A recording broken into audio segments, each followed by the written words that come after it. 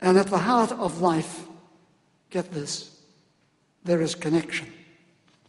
We've been talking about it today.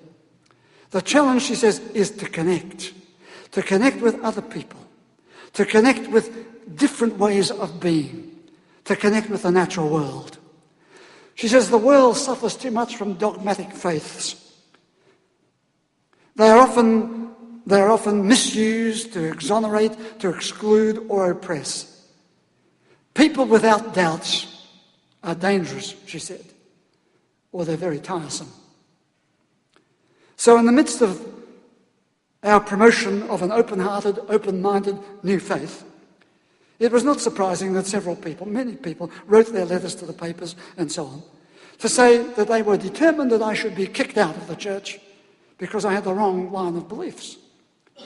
I felt a twinge of an urge to reply, religion is not about expulsion, stupid. Religion is about inclusion. Oh, I didn't say it. I knew there was no point in saying it, but I wanted to say it in that twinge. It is not about cutting people off. It's about an intelligent connection with people of difference. It is not about a closed shop. It is about an ongoing, open searching. Just as it sometimes is easy to become impatient when we hear those speeches of a person's good points, and we'd like to say, yes, but. So the same applies to religion and to church people at times. We'd like to say, yes, but. The old faith has many skeletons in the cupboard, so we can leave them there. A new faith calls for a church and religion that is in keeping with our 21st century intelligence, information, emotional maturity, intellectual honesty, and scientific openness and exploration. It's as simple as that, isn't it? Except it's very complex. We look for a religion and a church that does not curtail people's growth, imagination, or exploration. We want a religion and faith that opens them out to growth, imagination, and exploration. We want to affirm a religion and a church that enhances humanity, not destroy it, as the atheist convention is trying to say today. They're not hearing the positive side of religion. We want to affirm religion that continues to search for the undiscovered wealth of knowledge, for the undiscovered ways of what health and wholeness might mean. We look for a religion and a church that will have a real impact on everyone's mind and mood. That as they walk in here, and as they hear the different stages that we go through, they might just take a breath and say, oh. We look for a religion and a church that connects everyone with the train of people who are carriers of beauty. Join that train.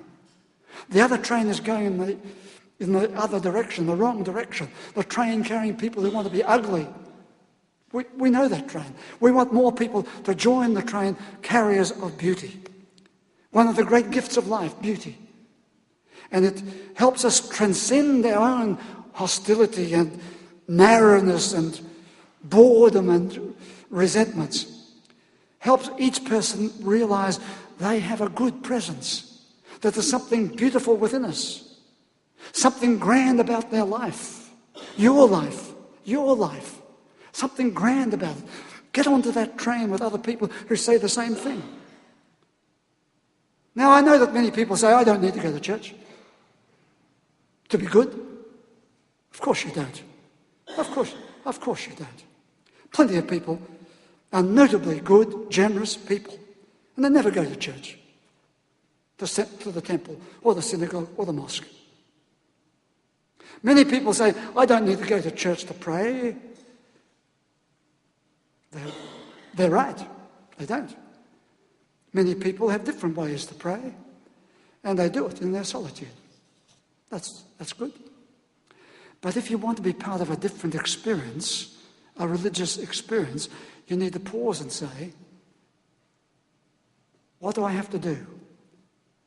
Will it help me live with greater vitality and expansiveness? So let me put this possibility to you. The social aspect of religion, that is to say, the gathering of religion, if we can only get it right, and we fumble, I know, and stumble, the social aspect of religion reminds us that we are connecting with something bigger than ourselves. We're rising above the mundane to be part of the super part of grandeur of life. The gathering together is an experience of people lifting their heart, their mind, and their mood in praise and in gratitude for the few years of life that we've been given. The gathering of people of religion is a time to be open, to listen, to pause, to wonder.